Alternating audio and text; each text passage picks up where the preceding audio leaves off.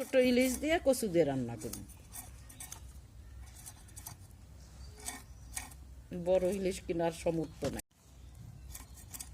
এই ইলিশ মাছ দিয়ে কচু রান্না করব,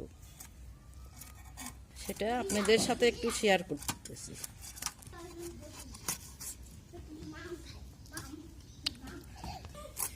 এটা দিয়ে ইলিশ মাছ দিয়ে সেই মজা লাগবে।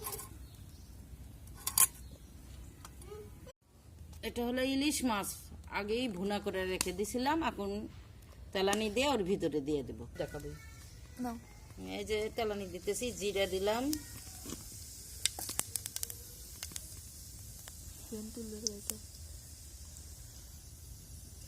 এই যে রসুন, পেঁয়াজ।